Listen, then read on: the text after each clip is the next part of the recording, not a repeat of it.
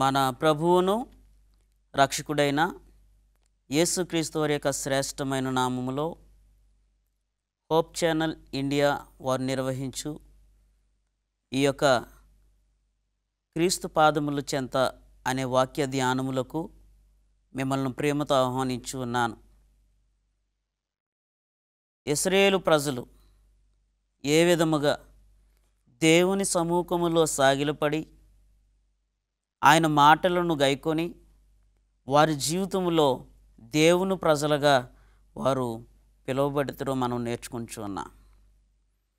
మనము కూడా మన ప్రభువైన యేసుక్రీస్తు పాదముల చెంత చేరినట్లయితే, ఆయన పిలుపును మనము వినినట్లయితే, ఆయన వాక్యమును విని మనము ఆయనకు మన జీవితములను సమర్పించుకున్నట్లయితే, ఆయన రెండవసారి వచ్చినప్పుడు మనము ఆయన రాజ్యములో చేరతాము.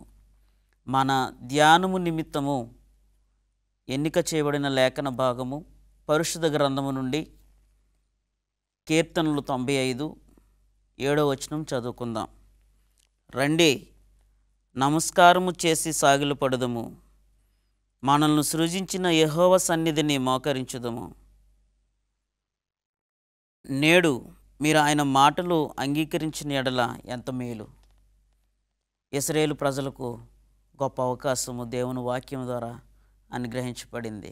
రండి, మనము ఆయన ముందర సాగిలపడుదము, మనల్ని సృజించిన యెహోవా సన్నిధిని మోకరించుదము.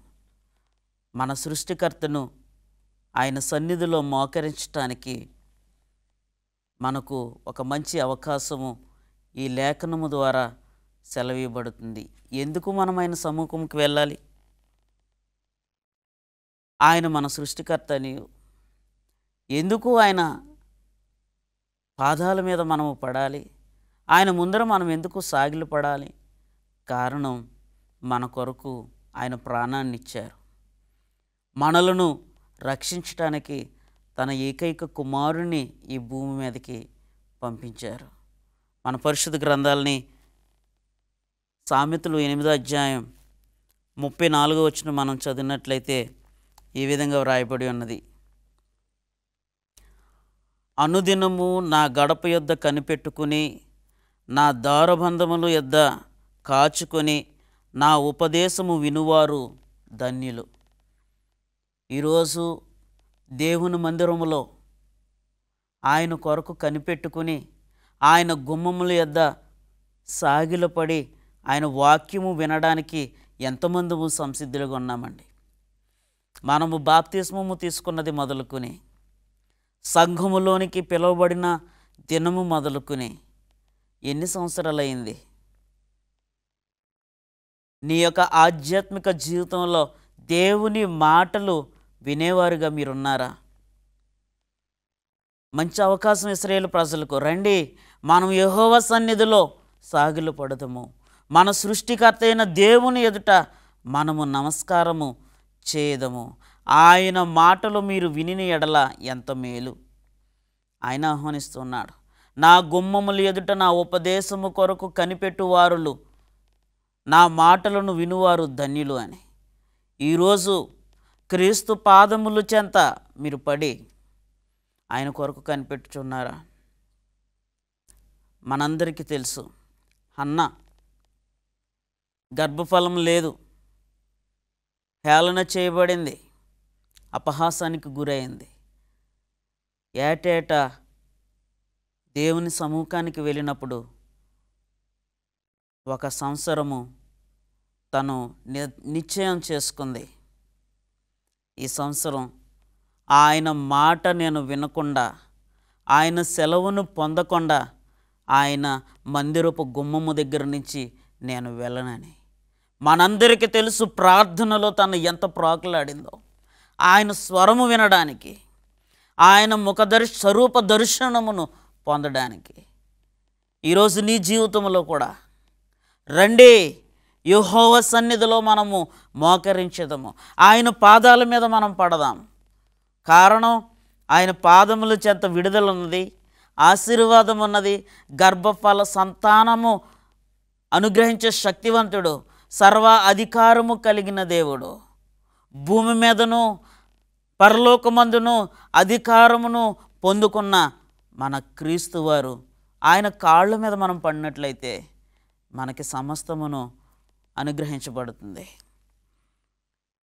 మార్కు సువార్త 12:37 సామాన్య జనులు ఆయన మాటలు సంతోషముతో వినుచుండిరి. పరిశుద్ధ గ్రంథంలో యేసుక్రీస్తు వారు ఈ భూమండలం మీద జీవించినప్పుడు ఆయన పరిచర్యలో 3.5 సంవత్సరాల పరిచర్యలో ఆయన మాటలను విని వేలాది మంది రక్షణ పొందారు. ఆయన శిష్యుల మాటలను విని వేలాది మంది బాప్తిస్మమును పొంది ఉన్నారు. సామాన్య ప్రజలు క్రీస్తు మాటలు సంతోషంతో వింటున్నారంటే అండి, వారు కేవలము వినువారై ఉండలేదండి. వాక్యం సెలవిస్తుంది, మీరు వినువారై ఉండి మిమ్మల్ని మోసము చేసుకొనక వినిన దాని ప్రకారము మీరు జీవించమని. కారణం, క్రియలేని విశ్వాసము మృతం. లోకసువార్త 5 మనం చదివినప్పుడు యేసుక్రీస్తు వారు తన శిష్యులను పిలిచేటప్పుడు ఒక అద్భుతమైన కార్యాన్ని సీమోను పేతురు తన సహోదరుల జీవితంలో జరిగించారు. ఎందుకంటే వారు ఆయన మాటలను శ్రద్ధగా విన్నారు. ఇశ్రాయేలు ప్రజలకు ఆహ్వానం వచ్చింది, రండి మనము ఆయన సముఖములో సాగిలు పడుదము. ఈరోజు నీకు ఆహ్వానం వస్తుంది, రమ్ము యేసు పాదముల చెంతకు నువ్వురా. ఎటువంటి పాపమైనా నిన్ను క్షమించడానికి సిద్ధంగా ఉన్నాడు, పిలుచుచున్నాడు. ప్రియమైన యేసు నిన్ను పరిశుద్ధ స్థలమునకు. ఈరోజు నువ్వు దేవునికి దూరంగా పారిపోతూ ఉన్నావేమో, దేవుని సముఖము నుండి నువ్వు వెడలిపోతూ ఉన్నావేమో. దేవుడు నిన్ను పిలుస్తూ ఉన్నాడు. ఆయన మాటలను అంగీకరించినట్లయితే, ఆయన మాటలను నువ్వు వినినట్లయితే దేవుడు నీకు గొప్ప కార్యాలు చేయబోతున్నాడు. ప్రియమైన సహోదరి సహోదరుడా, లోకసువార్త 5:1 మనం చదివినప్పుడు జనసమూహము దేవుని వాక్యమును వినుచు ఉన్నారు. వారితో పాటు పేతురు, ఆయన సహోదరులు, ఆయనతో పాటు చేపలను వేటాడేవారు జాలరులు ఆ మాటలు వింటూ ఉన్నారు. వారు విన్నారు. యేసుక్రీస్తు వారు వారి యొద్దకు వచ్చి, సీమోను పేతురు, మీ వలలను కొంచెము లోనకి వెళ్ళి మీరు వల వేయమంటే వారు అంటున్నారు, అయ్యా రాత్రి అంతా శ్రమ పడ్డాం తండ్రి, బాధ కూడా రాత్రి అంతా మేము శ్రమ పడ్డాం, మాకేమీ లభించలేదు, మా శ్రమ వృధా అయిపోయింది, మా చెమటలు నీరు పారైపోయినాయి. అక్కడ ఆయన కింద మనం చదువుతూ ఒక అద్భుతమైన మాట అంటున్నాడు, అయినను మీ మాట చొప్పున. ఎంత గొప్ప నిర్ణయం అండి. ఈరోజు దేవుని మాట ప్రకారము చేసే విశ్వాసులు ఎంతమంది ఉన్నారు సంఘాల్లో? వాక్యము ప్రకారము జరిగించే వారు ఎంతమంది ఉన్నారండి? సీమోను పేతురు అంటున్నాడు, రాత్రి అంతా శ్రమ పడ్డాం, ఒక్క చేప కూడా రాలేదు. ఎంతో అనుభవం కలిగిన వారు.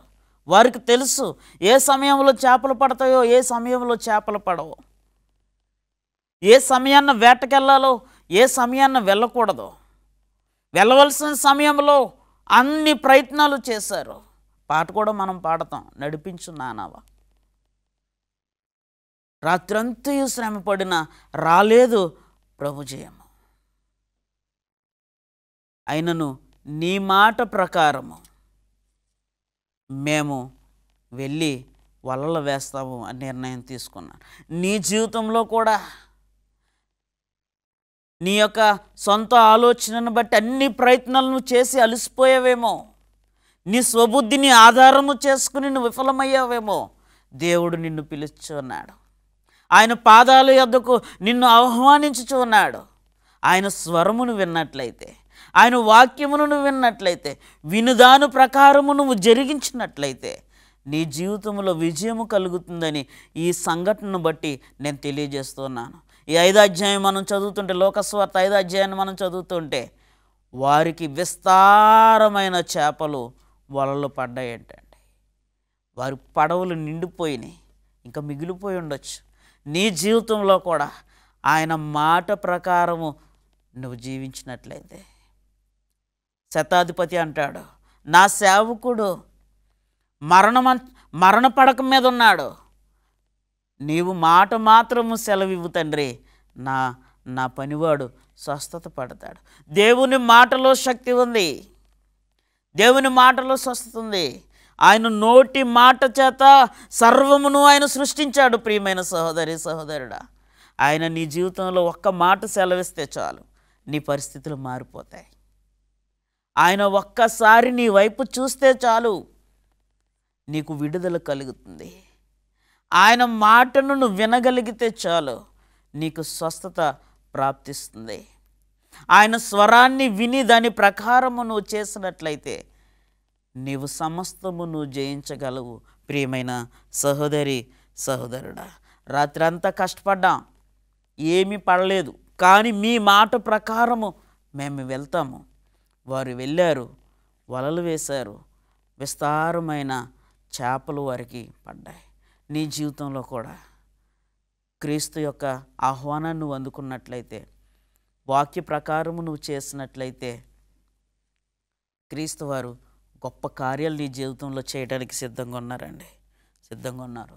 2 రాజుల గ్రంథం 5వ అధ్యాయం 10 నుండి 14 వచనాలు చదివినప్పుడు, దేవుని మాటలు, ఆయన ప్రవక్తల మాటలు మీరు ఆలకించిన ఎడల మీరు ధన్యులని సెలవిస్తుంది.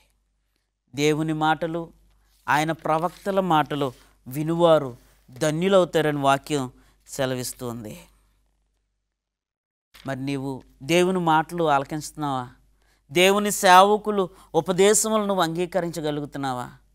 నేను అడిగాను ప్రశ్న, నువ్వు బాప్తిజం తీసుకున్నది మొదలుకొని నువ్వు సంఘములోనికి అడుగుపెట్టిన దినమును నుండి నీవు దేవుని వాక్య ప్రకారం నడుచుకుంటున్నావా? కేవలము వినువారిగానే మీరు ఉన్నారా?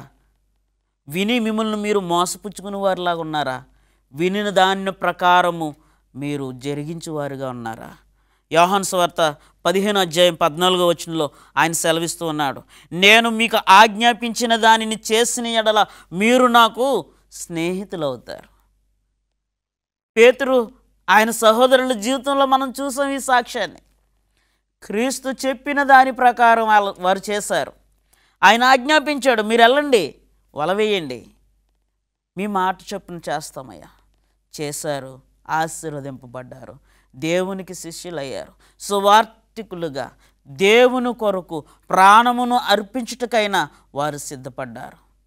మరి నీ జీవితంలో కూడా ఆయన మాట విని ఆయన కొరకు నీ పాపాన్ని విసర్జించడానికి నువ్వు సిద్ధపడుతూ ఉన్నావా? ఆయన పాదాల చెంతకు చేరి ఆయన ముంగరను సాగిలపడి నమస్కరించి ప్రార్థించి, అయ్యా ఈ పాప జీవితము నేను విసర్జిస్తున్నాను, ఈ రోత బతుకును నేను వదిలిపెడుతున్నాను, నీ యందు నేను పవిత్రంగా జీవిస్తాను తండ్రి. బ్రతుకుట క్రీస్తే, ఒకవేళ చనిపోవలసి వస్తే నీ కొరకు నేను చనిపోవటానికి సిద్ధము అని నువ్వు దేవునికి చెప్పగలుగుతూ ఉన్నావు. యోహాను సువార్త 15వ అధ్యాయం మనం చదివాం 14లో, నేను ఆజ్ఞాపించిన దాని ప్రకారం మీరు చేసిన ఎడల మీరు నాకు స్నేహితులు అవుతారని. యేసుక్రీస్తుతో స్నేహం, ఆయనతో స్నేహం మనకెంతో మేలు. ఎందుకంటే ఆయన మాటలు వినడం వల్ల మనకు నెమ్మది కలుగుతుంది. కీర్తనలు పాడతాం, నీ వాక్యమే నన్ను బ్రతికించింది, నా బాధలలో నెమ్మదినిచ్చేది, కృపాసత్య దయాసత్య సంపూర్ణుడా వాక్యమై ఉన్న యేసు వందనమయ్య అని లేఖనం సెలవిస్తుంది. మరి ఆయన వాక్యాన్ని వింటూ ఉన్నావా? ఆయన వాక్యాన్ని వినాలంటే మనము ఆయనను ప్రేమించే ప్రజలుగా ఉండాలి, ఆయన మీద పరిపూర్ణమైన విశ్వాసము కలిగిన వారుగా ఉండాలి. లూకాసు వార్త 19వ అధ్యాయం 48వ వచనంలో, ప్రజలు ఆయన వాక్యము వినుచుండిరి, అంతేకాదు ఆయన వాక్యమును వినడానికి ఆయనను హత్తుకుంటున్నారంటే అండి. ఈరోజు నువ్వు క్రీస్తుని హత్తుకుంటూ ఉన్నావా? పైకి భక్తి వేషం, క్రైస్తవుడని నామమును ధరించుకుని లోపల సాతానుడికి లోబడిపోయిన వారు అనేకులు సంఘంలో ఉన్నారు. క్రీస్తుని హత్తుకునేవారు ఎవరు లేరు. పెదవుల మీద మాత్రమే విశ్వాసమును చూపిస్తూ వారు హృదయములో పాపమును హత్తుకొనుచు ఉన్నారు. ఇక్కడ సామాన్య ప్రజలు దేవుని వాక్యము వింటూ ఉన్నారు. రండి మనం యెహోవా సముఖములో మోకరించుదామని ఇశ్రాయేలు ప్రజలకు ఆహ్వానం వచ్చినప్పుడు వారందరూ ఆయన మాటలు విని ఆయన సముఖములో వారు మోకరించినట్లు ఆయన మాటలు వినడం మనకి ఎంత మేలని వాక్యం సెలవిస్తూ ఉంది. ఆయన మాటలు వినిన వారు ఆయనకి స్నేహితులయ్యారు. ఈరోజు నువ్వు ఆయనకి స్నేహితుడిగా జీవించాలని ఆశపడినట్లయితే క్రీస్తు పాదాల యొద్దకు నిన్ను ప్రేమతో ఆహ్వానించి ఉన్నాను. ప్రజలు ఆయన మాటలు వినుచు ఆయనను హత్తుకుంటూ ఉన్నారని లేఖనాలు తెలియజేస్తూ ఉన్నాయి. ఒక స్త్రీని నేను మీకు పరిచయం చేస్తానండి. అపోస్తుల కార్యాలు 16వ అధ్యాయము 14వ వచనం నుండి మనం చదివినప్పుడు ఆ పట్టణంలో లూదియా అను ఒక దైవభక్తి కలిగిన స్త్రీ ఉందంటండి. ఎవరండి ఈ స్త్రీ? దేవుని మాటలు వినాలంటే దేవుని భక్తి మనలో ఉండాలండి. యెహోవా యందు భయభక్తులు కలిగి ఉండుట జ్ఞానమునకు మూలము. ఈ స్త్రీ ఎవరండి? కూడా లూదియాని ఈ స్త్రీ దైవభక్తి కలిగిన స్త్రీ అంటండి. ఈమె ఓదా రంగు పొడి అమ్మేదట. అయితే వాక్యం ఏం సెలవిస్తుందో చూడండి. ఆమె ఆయన మాటలను వినడానికి దేవుడు ఆమె హృదయమును తెరిచాడటండి. ఆయన మాటలు వినడానికి ఆయన ఆమె హృదయాన్ని తెరిచాడంట. ముందుగా మనం చదివాం, యెహోవా మాటలు ఆయన ప్రవక్తల మాటలను వినువారు ధన్యులు. ఈ స్త్రీ అపోస్తుడైన పౌలు గారు ప్రసంగం చేస్తూ ఉంటే, దేవుని లేఖనాలను తెలియచేస్తుంటే యేసుక్రీస్తు తన హృదయమును తెరిచినందున ఆమె ఆయన మాటలు వినుచున్నదంటండి. ఈరోజు దేవుడు నీ హృదయాన్ని తెరవటానికి సిద్ధంగా ఉన్నాడు. మరి నీ హృదయాన్ని ఆయనకి సమర్పించుచున్నావా? ఆయన మాటలను వినడానికి సిద్ధంగా ఉన్నావా? దైవభక్తి కలిగిన లూదియా దేవుని మాటలు వినగలిగింది. ఆమె భక్తి కలిగింది కాబట్టి. నెహెమ్యా గ్రంథం మనం చదివినప్పుడు నెహెమ్యా 8వ అధ్యాయం 3వ వచనం, స్త్రీలే కానీ పురుషులే కానీ వినగలిగిన వారందరికీ కూడా శాస్త్రి అయిన ఎజ్రా ఏం చేస్తారో తెలుసా? దేవుని ధర్మశాస్త్ర గ్రంథములో నుండి ఆయన చదివి వినిపించాడంట. ఆ ధర్మశాస్త్ర విధులను వినువారు గైకొనువారు ధన్యులు. ప్రకటన గ్రంథములో 1వ అధ్యాయంలో మనం చదువుతాం, ఈ గ్రంథమందున్న మాటలను చదువువాడు వినువాడు దాని ప్రకారము చేయువాడు ధన్యుడు అని. ఇశ్రాయేలు ప్రజలు 2వ భాగములో ఇశ్రాయేలు ప్రజలను ఆహ్వానించినప్పుడు స్త్రీలే కానీ పురుషులే కానీ వినగలిగిన చెవులు గలవారందరూ కూడా ధర్మశాస్త్ర గ్రంథములో నుండి శాస్త్రి అయిన ఎజ్రా చదువుతూ ఉంటే వారు విన్నారు. వినిన దాని ప్రకారము వారు జీవించారు. దేవుని వాగ్దానములు వారి జీవితంలో నెరవేరాయి. పేతురు గారు ఆయన మాటలను విన్నారు, ఆయన ఆజ్ఞాపించినట్టు చేశారు. విస్తారమైన చేపలు వారికి దొరికాయి. నేను ఆజ్ఞాపించిన దాని ప్రకారం మీరు చేసినట్లయితే మీరు నాకు స్నేహితులు అవుతారని లేఖనములో క్రీస్తు వారు సెలవిస్తూ ఉన్నారు. ఈరోజు నిన్ను నన్ను మనందరినీ కూడా ఆ క్రీస్తు ప్రేమతో ఆహ్వానించి ఉన్నారు. ఆయన మాటలను వినడానికి సామాన్య ప్రజలు వింటూ ఉన్నారు. యేసుక్రీస్తు వారు ఈ భూమి మీద నడిచినప్పుడు వేలాది మంది ఆయన వాక్యమును వినడానికి ఆయనను హత్తుకున్నారంటండి. హత్తుకోవటం అంటే బహుజనము ఆయనను వెంబడిస్తూ ఉన్నారు. అపోస్తుల కార్యాల్లో ఈ స్త్రీని మనం చూసాం. యేసుక్రీస్తు ఆమె హృదయమును తెరిచినందున ఆమె ఆయన మాటలో విన్నదటండి. పౌలు గారు ప్రసంగిస్తుంటే ఈరోజు ముగింపులో మిమ్మల్ని అడుగుతున్నాను, మీరు మారు మనసు పొందినది మొదలుకొని ఏనాడైనా మీ జీవితంలో క్రీస్తు మాటలు మీరు విన్నారా? మీరు మోకరించి ఆయన పాదాలు చెంత ప్రార్థించుచున్నప్పుడు ఆయన స్వరాన్ని మీరు విన్నారా? ఆయన స్వరం మీరు విన్నట్లయితే ఆయన స్వరూప దర్శనమును మీరు పొందుకున్నారా? లేనట్లయితే ఈరోజు మిమ్మల్ని ప్రేమతో ఆహ్వానించున్నాను. ఆయన మాట మాత్రము చలవిస్తే గొప్ప కార్యాలు జరుగుతాయి. ప్రియమైన సహోదరి సహోదరుడు, ముగింపులో సామెతలు 8వ అధ్యాయం 6వ వచనం చదువుకుందాం. ఈ విధంగా రాయబడి ఉన్నది. 6 నుంచి, నేను శ్రేష్టమైన సంగతులను చెప్పిదును వినుడి, నా పెదవులు యథార్థమైన మాటలు పలుకును, నా నోరు సత్యమైన మాటలు పలుకును. దుష్టత్వము నా పెదవులకు అసహ్యము, నా నోటి మాటలన్నీ నీతి గలవి. వాటిలో మూర్ఖత్వమైనను కుటిలతైనను లేదు. ఆ దేవుడు పలికే మాటల్లో, ఆయన మాటల్లో మూర్ఖత్వమైనను కుటిలతైనను దుష్టత్వమైనను లేవు. ఆయన స్పష్టంగా సెలవిస్తూ ఉన్నాడు. నేను శ్రేష్టమైన సంగతులను చెప్పెదను, పలుకుతాను.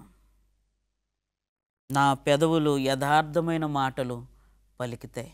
కాబట్టే పేతురు నమ్మాడు, కాబట్టే లూదియా నమ్మింది, కాబట్టే అనేకులు ఆయన వాక్యమును విన్నారు.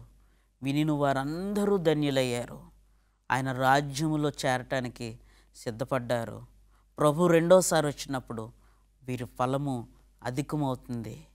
అపోస్తలుడైన పౌలు గారు కూడా తన మారు మనసు పొందినది మొదలుకొని మరణం వరకు క్రీస్తు కొరకు అనేక మార్లు శ్రమలు వచ్చినాను. ఆయన అంటాడు, అయ్యో సువార్త ప్రకటించని ఎడల నాకు శ్రమ. ఈరోజు నేను క్రైస్తవుడును అని కొన్ని చోట్ల మనం చెప్పుకోలేకపోతున్నాం. కారణం మనము చేసే పనులు అటువంటివి. కొన్ని సందర్భాల్లో నేను క్రైస్తవురాలని అని నువ్వు చెప్పుకోలేకపోతున్నావు. కారణం నీ నడవడిక, నీ ప్రవర్తనను బట్టే.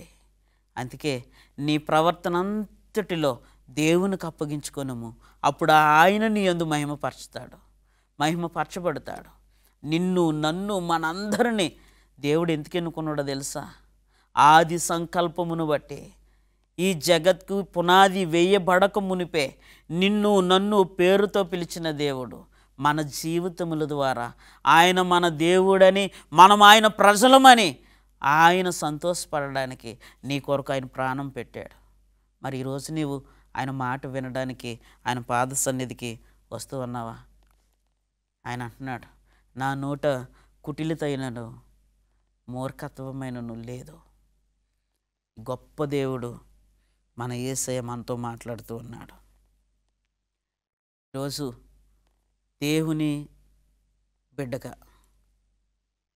క్రీస్తు రక్తము చేత కడగబడిన పవిత్రమైన స్త్రీగా, పురుషునిగా, యవనస్తులుగా ఆయన మాటను మనం వింటూ ఉన్నామా? యేసుక్రీస్తు వారు సెలవిచ్చారు, మీరు నన్ను ప్రేమించిన ఎడల నా ఆజ్ఞలను గైకొనుము. క్షమాపణ యందు క్రీస్తు యేసునకు కలిగిన మనసు మీరును కలిగి ఉండి అని సెలవిచ్చాడు. ఆయన మాటని విన్నట్లయితే ఆయన అంటున్నాడు, రండి మనం యెహోవా సన్నిధిలో మోకరించుదాము. మనల్ని సృజించిన ఆయన సమ్ముఖమందు సాగిలపడి ఆయనకి నమస్కారం చేద్దాం. ఈరోజు మిమ్మల్ని యేసుక్రీస్తు పాదాల చెంతకు ప్రేమతో ఆహ్వానిస్తూ మనము ఇశ్రాయేలు ప్రజల వలె ఆశీర్వదింపబడిన వారిగా, ఆయన చేత పిలువబడిన వారిగా, ఆయన సొత్తుగా ఆశీర్వాదం పొందవలసిందిగా కోరుచు ఉన్నాను.